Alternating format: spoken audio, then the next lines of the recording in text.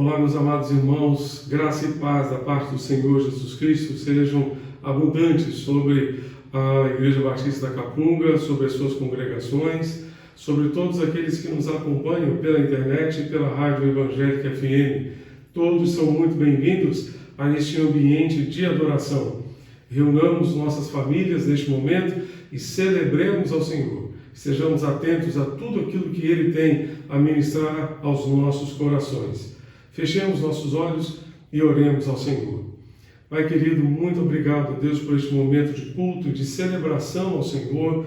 Que este culto, ó Deus, venha ao encontro das nossas necessidades espirituais e também, ó Deus, que através dele Tu fales, Tu ministres aos nossos corações aquilo que precisamos receber de Ti nesta noite. Nós Te pedimos, ajuda-nos e abençoa-nos, ó Pai, neste culto. Nós Te rogamos e Te suplicamos em nome de Jesus, nosso Senhor e Salvador.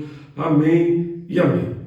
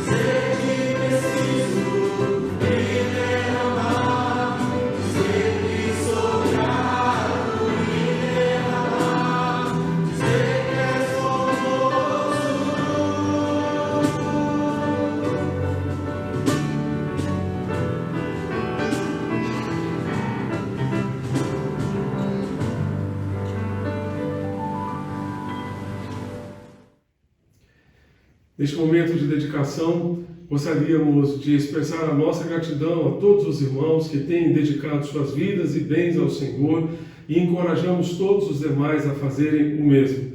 As contas correntes da nossa igreja estão disponíveis aqui na tela. Você pode tirar uma foto ou fazer um print com o seu celular ou o seu computador. Você também poderá acessar esses dados no aplicativo e no site da nossa igreja. Você também poderá enviar ofertas para preparação de cestas básicas para famílias carentes da nossa igreja ou da nossa comunidade. As nossas irmãs da MCM também poderão enviar ofertas para a educação cristã missionária.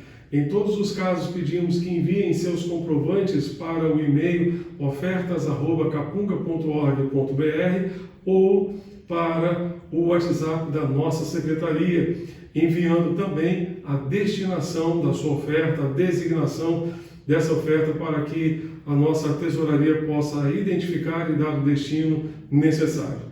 Fechemos nossos olhos e oremos ao Senhor mais uma vez. Pai Celeste, Deus bendito, nós pedimos que Tu continues suprindo as necessidades das famílias da Tua Igreja.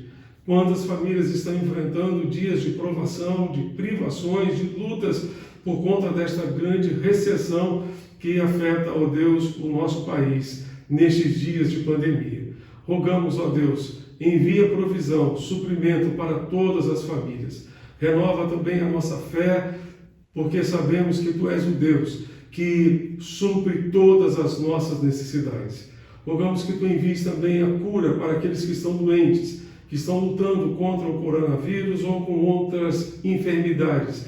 Nós Te rogamos, ó Deus, cura, faz, ó Deus, a Tua obra, restaura a saúde de cada um para a glória e para a honra do Teu nome. Nós Te pedimos, ó Deus, e Te suplicamos essas bênçãos em nome de Jesus, nosso Senhor e Salvador. Amém e amém.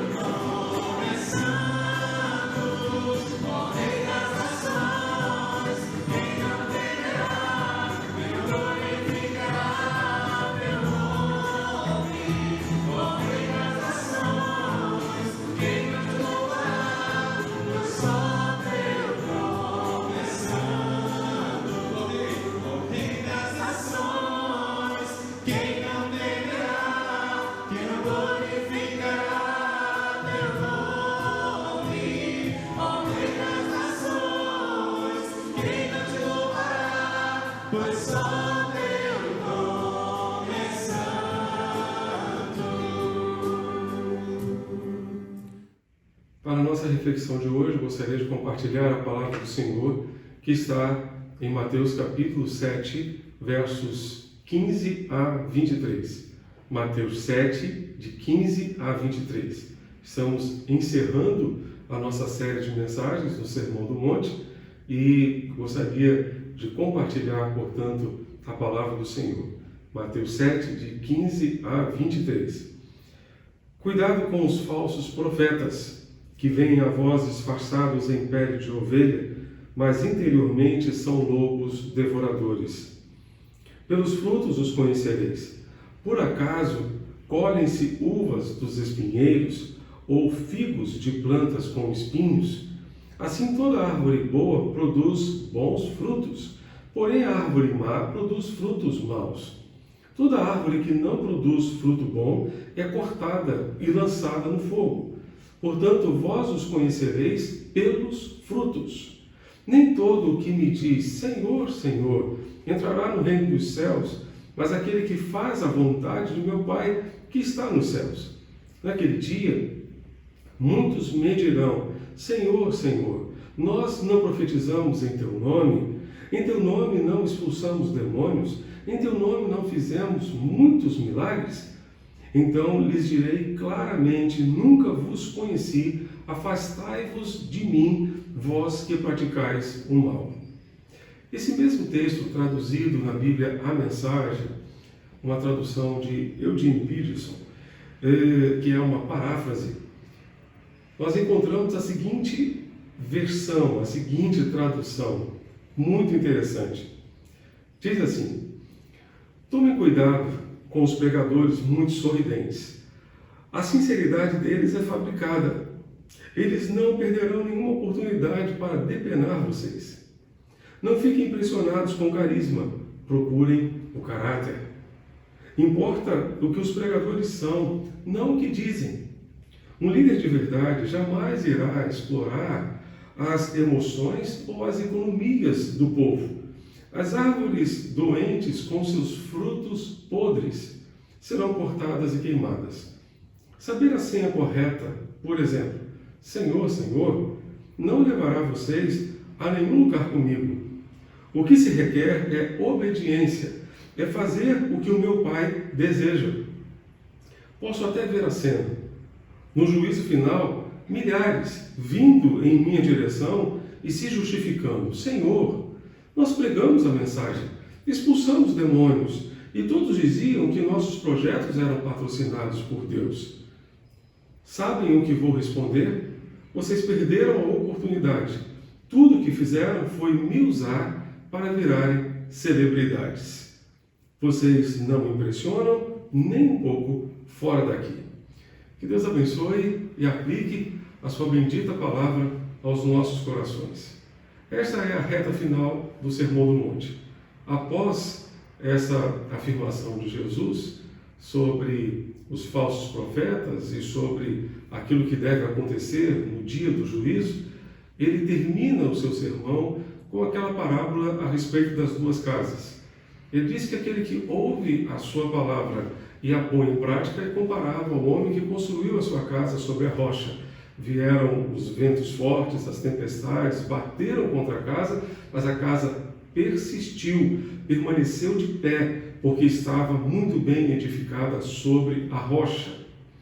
Da mesma forma, aquele que ouve a sua palavra, mas não a põe em prática, Jesus disse que é semelhante ao homem que construiu a sua casa sobre a areia. Vieram os ventos fortes, a tempestade bateu contra a casa e ela caiu, e grande foi a sua queda, porque não tinha base, não tinha sustentação.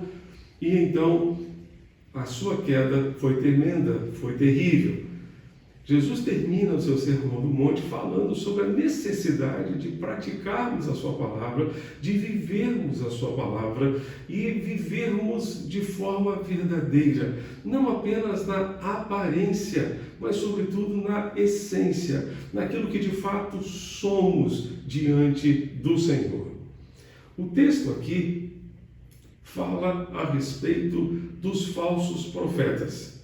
Jesus sabia que ele não permaneceria fisicamente com os seus discípulos para sempre e que os seus discípulos estariam sujeitos a ouvir e até mesmo, infelizmente, a seguir falsos profetas descritos aqui, melhor dizendo, como pseudos profetas.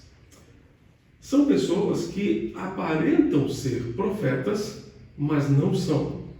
Profetas na Bíblia sempre foram pessoas usadas por Deus para proclamar a palavra de Deus, para dizer, assim diz o Senhor. Sempre foram instrumentos de Deus para proclamar a sua palavra.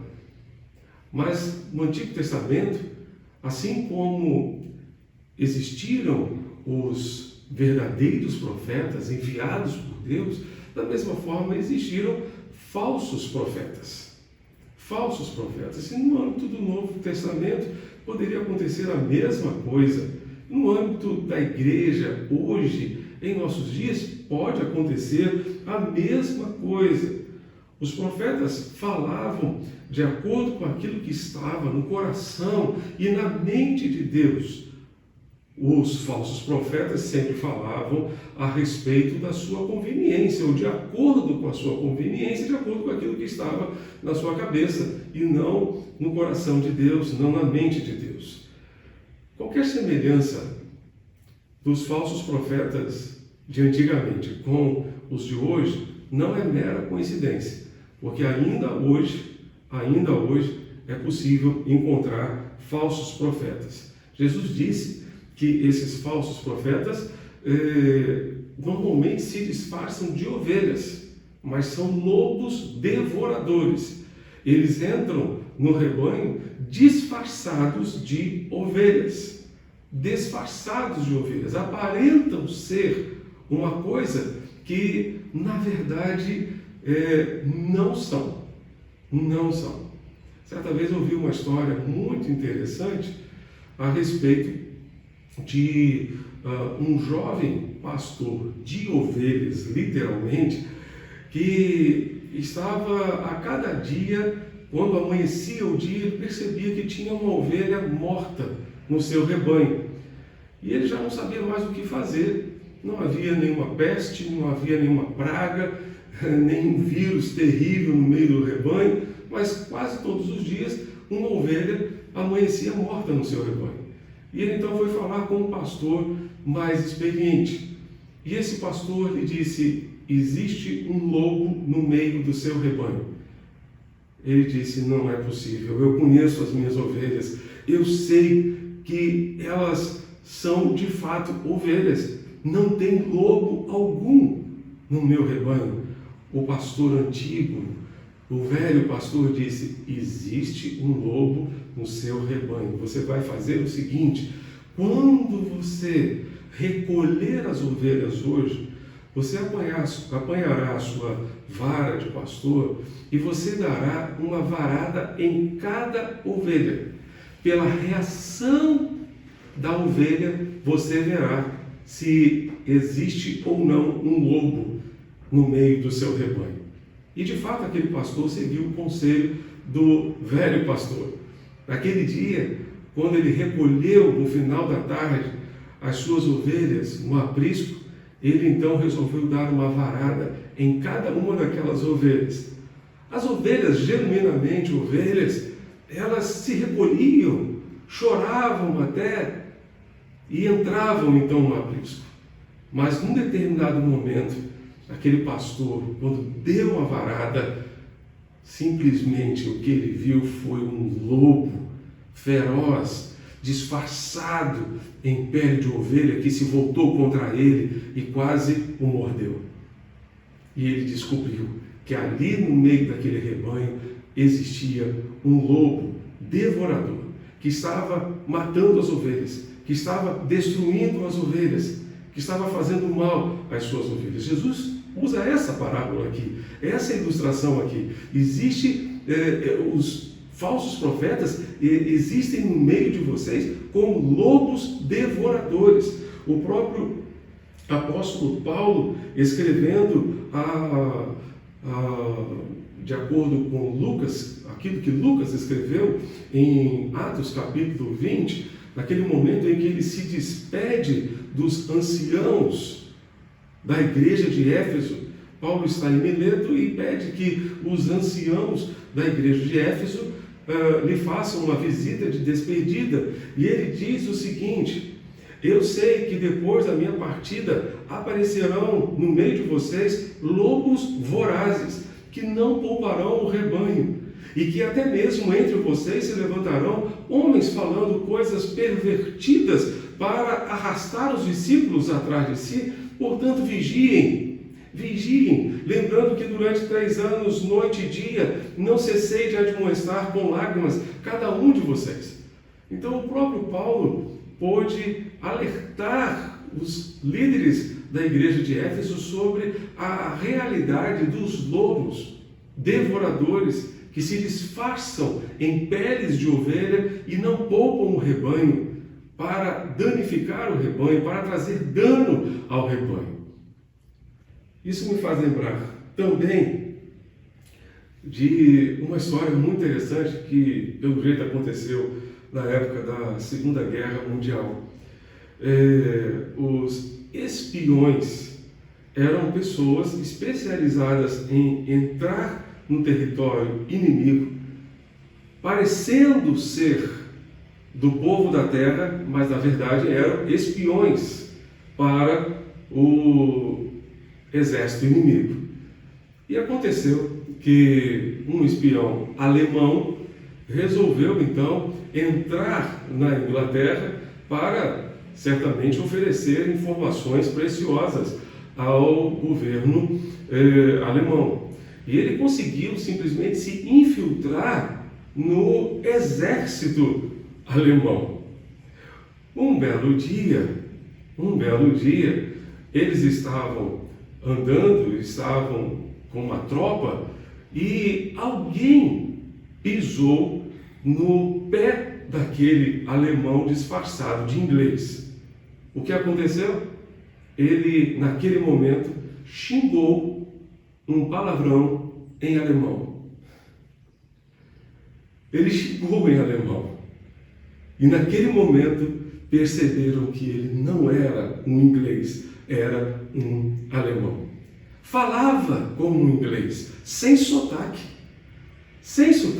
Falava como inglês, falava perfeitamente como inglês, conhecia a cultura dos ingleses, sabia exatamente como os ingleses se portavam, agia exatamente como eles deveriam agir, mas por dentro ainda era um alemão.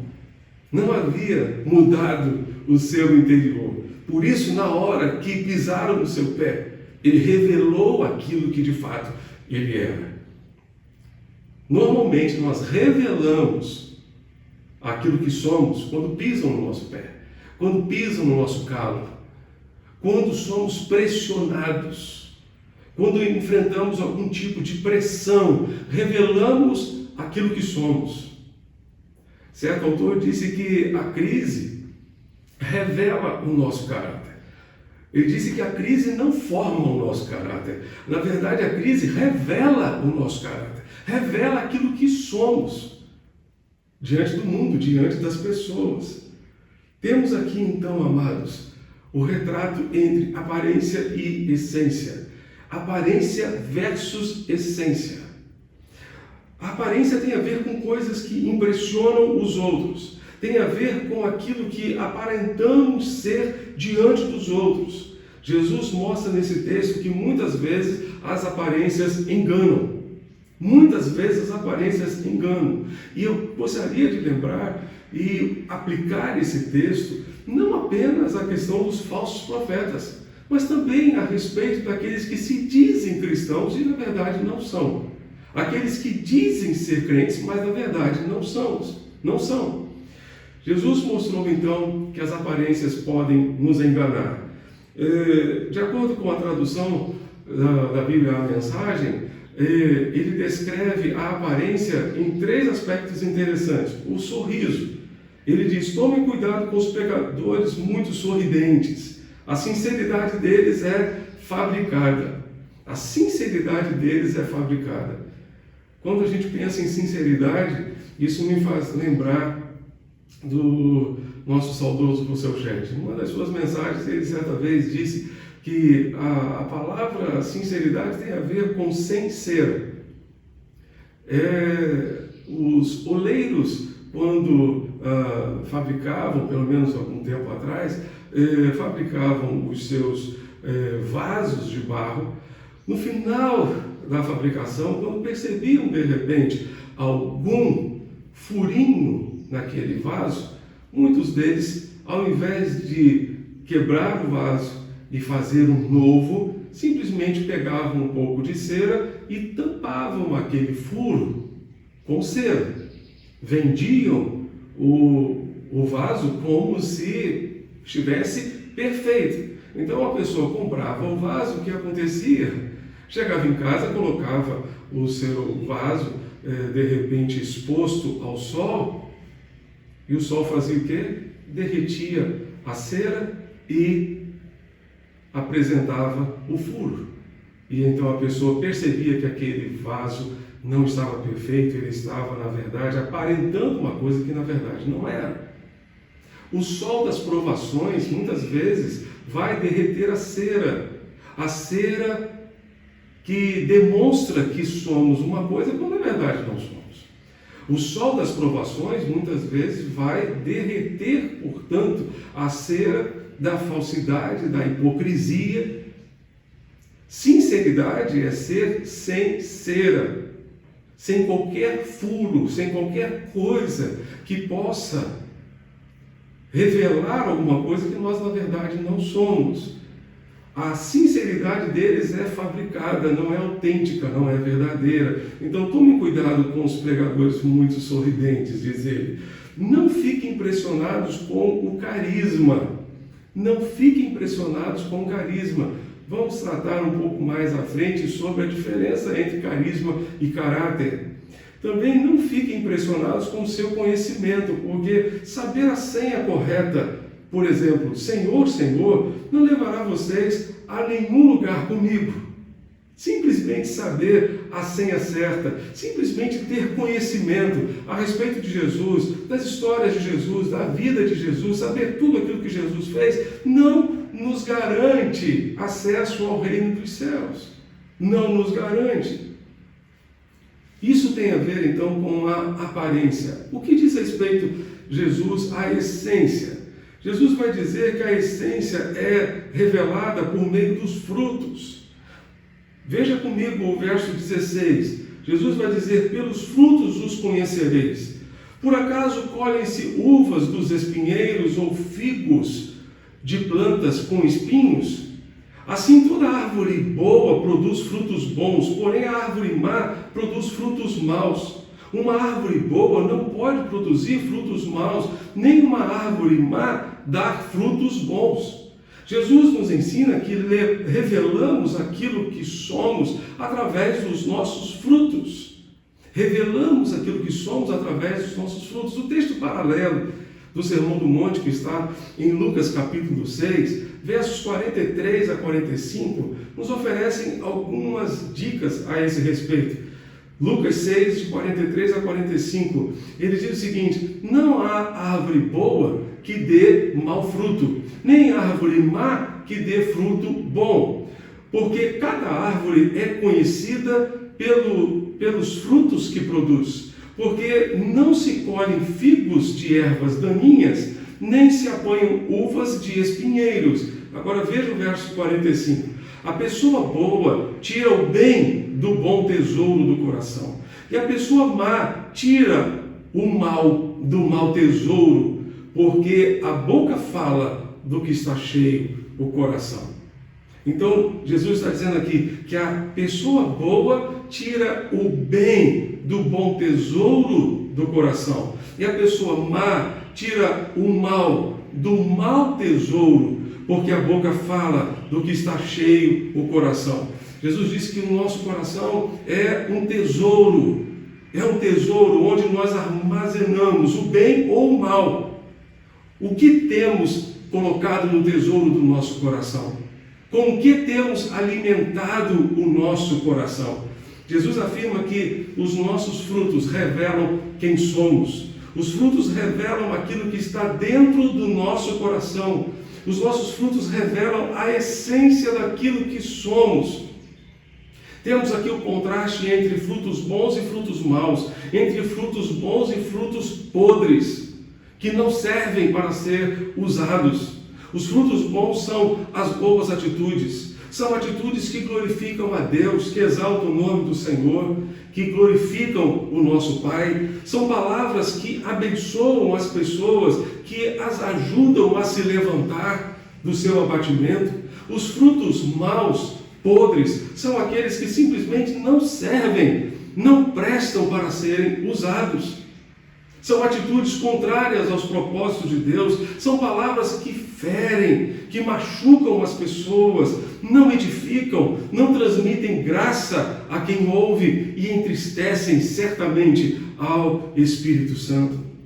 Bom aqui é a mesma palavra utilizada por Mateus quando escreveu a parábola dos talentos, quando Jesus disse: bem está servo bom e fiel.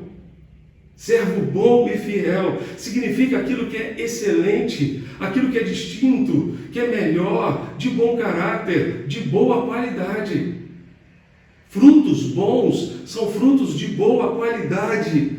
Frutos maus, no sentido ativo, o mal que causa ou que pode ser causado a outras pessoas, de má índole, maligno, ímpio. No sentido passivo, significa tornado mal, mal em natureza ou qualidade, perverso, maldoso, moralmente, significa corrupto. Frutos maus, os frutos bons são produzidos por árvores boas. Os frutos maus são produzidos por árvores más. Somos comparados a árvores boas e árvores más. Que tipo de árvore você tem sido, meu irmão? Os seus frutos são bons ou são maus? Dentro da sua casa, você tem produzido frutos bons ou frutos maus? Dentro da sua comunidade de fé, que é a sua igreja, você tem produzido frutos bons ou frutos maus? As palavras que saem da sua boca são palavras boas ou palavras más? As suas atitudes para com o seu próximo, para com os seus irmãos, para com as pessoas da sua convivência, na sua família, são atitudes boas ou atitudes más? As pessoas têm prazer em estar ao seu lado ou querem distância de você? Na sua vizinhança, no seu trabalho, os seus frutos são bons ou são maus? Outra qualidade da essência daquilo que somos tem a ver com o nosso caráter. Procurem o caráter, não o carisma. Temos aqui, então, esse contraste entre caráter e carisma. O carisma é o dom que recebemos do Senhor para desenvolver um ministério na sua igreja. Entretanto, o contraste entre carisma e caráter, cada dia aumentará na medida em que nos aproximamos do grande dia do Senhor, do dia do juízo e do fim dos tempos. O carisma é importante, é claro que é importante porque ele representa o dom que Deus nos deu, mas o carisma sozinho não se sustenta. O carisma sozinho não se sustenta. O carisma é necessário, pois não podemos exercer nossos ministérios na força da nossa carne, apenas dependendo da nossa própria capacidade, mas com a capacitação, com o carisma do Espírito Santo, com o dom que o Espírito de Deus nos concedeu. Entretanto, o carisma não se sustenta sem caráter. E muitos ministérios, não apenas pastorais, muitos ministérios ruíram simplesmente porque havia carisma, mas não havia caráter.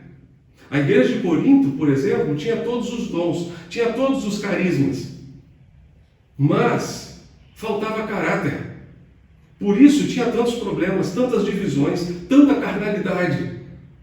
Tinha carisma, mas não tinha caráter, tratado por Jesus, moldado por Jesus. Questões de caráter não tratadas, não resolvidas, comprometerão o seu ministério, meu amado irmão, minha querida irmã. Problemas do caráter não tratados, não resolvidos, comprometerão o ministério, seja ele qual for. Jesus nunca abriu mão do caráter. Jesus nunca negociou o caráter em troca de popularidade ou sucesso. Nunca, nunca. Em João capítulo 6, depois de pregar a palavra de Deus, a multidão, os seus ouvintes, todos os que o acompanhavam, está lá no final do capítulo 6 de João. Uma grande multidão o acompanhava. O que é que essa multidão disse? Duro é este discurso, quem pode ouvi-lo? E todos foram embora. E depois de todos terem ido, Jesus ficou sozinho com os 12 discípulos. E ainda lhes perguntou, vocês também não querem ir embora? E Pedro, tomando a palavra, disse, Senhor, para onde iremos se só Tu tens as palavras de vida eterna? Jesus nunca negociou o caráter por causa da popularidade ou por causa do sucesso. Jamais, jamais. Fique atento. Carisma sem caráter não se sustenta. Ministério sem caráter não se sustenta. Terceiro lugar, a essência tem a ver com a nossa vida. Tem a ver com a nossa vida. Tem a ver com frutos, tem a ver com caráter, mas tem a ver com a vida. O que importa é o que esses pregadores são, não o que dizem. Não apenas o que dizem. O que importa não é o que falamos, nem o que fazemos efetivamente. O que importa é o que somos diante de Deus. Vivemos um tempo em que somos valorizados por aquilo que falamos, por aquilo que fazemos e por aquilo que temos. Deus nos valoriza por aquilo que somos e Ele conhece exatamente aquilo que somos. Aquilo que somos. E nós não temos como impressionar Deus, como chamar a atenção de Deus para outra coisa que não seja aquilo que somos. As nossas palavras não vão impressionar o coração de Deus. As nossas conquistas materiais não vão impressionar o coração de Deus. Não vão. O que vai impressionar de fato o coração de Deus é aquilo que somos. E se aquilo que somos estiver de acordo com a vontade de Deus, nós poderemos ouvir o Senhor nos dizer, servo bom e fiel. Estou feliz com você. Entre na alegria do teu Senhor, servo bom e fiel. Você produziu um fruto bom. Um fruto bom. Em quarto lugar, a aparência tem a ver com tantas coisas, mas a essência também tem a ver com compromisso com a vontade de Deus. Compromisso em obedecer à vontade de Deus.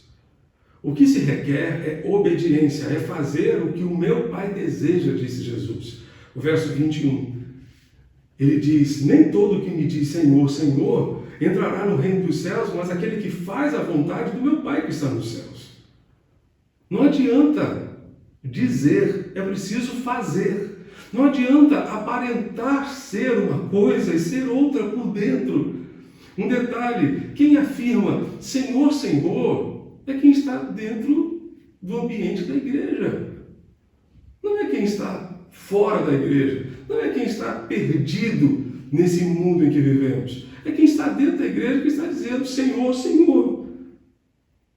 Nem todo aquele que diz Senhor, Senhor entrará no reino dos céus, disse Jesus aqui. Isso significa que não são todos que estão na igreja que são salvos. Não são. Isso significa que não são todos os que têm um nome no rol de membros da igreja que estão salvos. Nós vivemos sim nos nossos dias a realidade do cristianismo nominal, em que para muitos o cristianismo está tão somente no nome, mas não está na essência daquilo que são de fato diante de Deus, diante do Senhor.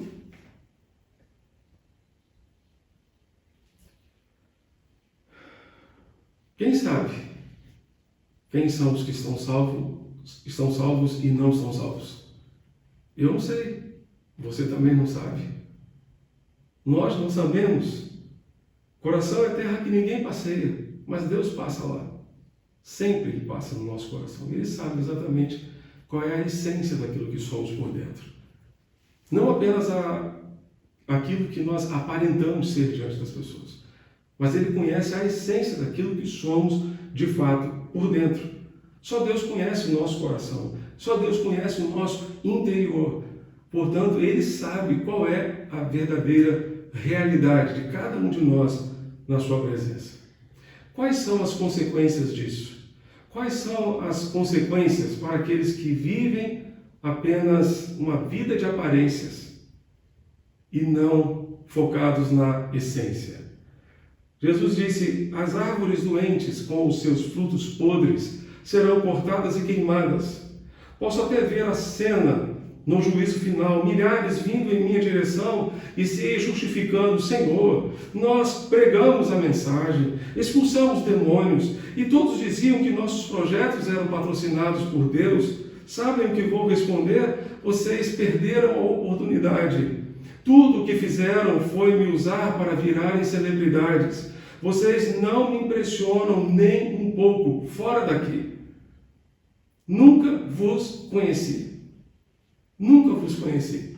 Jesus dirá a essas pessoas: nunca conheci vocês. Nunca tive um relacionamento com vocês. Isso me faz lembrar da parábola das 10 virgens.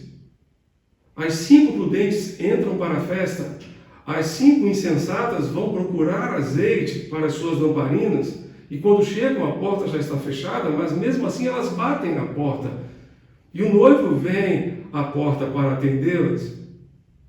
E elas dizem: nós queremos entrar também para a festa, queremos participar também. E o noivo simplesmente lhes diz: não conheço vocês. Não conheço vocês. Nós só conhecemos, ou melhor, nós só convidamos para a festa quem conhecemos. Jesus está dizendo, Jesus disse àquelas mulheres: eu não conheço vocês. Eu não tive um relacionamento com vocês. Vocês não tiveram comunhão comigo, não tiveram um relacionamento comigo. Não conheço vocês. Jesus nos conhece. Ele conhece. Em Apocalipse ele afirma simplesmente as 7 igrejas da Ásia Menor: eu conheço as suas obras, eu conheço a sua realidade de vida, eu conheço o lugar onde você habita, eu sei tudo a seu respeito. Jesus disse às 7 igrejas da Ásia Menor, está lá em Apocalipse 2 e 3. Deus não se impressiona com a nossa aparência, Ele se impressiona com a nossa essência, com a realidade daquilo que somos diante dEle. Diante dele, todas as coisas são como de fato são. Nada resiste aos seus olhos. Hebreus 4, verso 13, nos diz que todas as coisas estão descobertas e patentes. Estão nuas e patentes aos olhos daquele a quem temos que prestar contas. Nada resiste aos olhos do Senhor. Ele sabe tudo a nosso respeito. Podemos enganar as pessoas, mas jamais enganaremos a Deus, jamais enganaremos ao Senhor. Jesus termina o seu sermão dizendo: naquele dia muitos virão, dizendo: Senhor, nós profetizamos em Teu nome, nós pregamos a mensagem, Senhor, nós expulsamos demônios, nós fizemos isso, fizemos aquilo. E Jesus lhes dirá: não conheço vocês, não conheço vocês. Aquele dia será um dia de prestação de contas. Quando o texto diz aqui a respeito desse dia, está se referindo ao dia do juízo. Esse dia chegará. O dia de prestação de contas chegará. Um dia a conta chegará. Não temos como fugir dela. Esse dia será um dia de alegria para muitos, mas certamente de tristeza e de lamento para tantos outros. Nesse dia teremos que olhar o rosto do Cordeiro de Deus. Todos nós teremos que comparecer diante do Cordeiro. Cada um estará na sua própria pele para enfrentar o Cordeiro. Cada um terá que prestar contas diante do Cordeiro e de si mesmo. Não poderá prestar contas do seu filho, da sua filha, do seu pai, da sua mãe, do seu irmão, terá que prestar contas tão somente de si mesmo. De si mesmo. Naquele dia. Naquele dia. A única coisa que valerá naquele dia será a nossa essência, não a nossa aparência.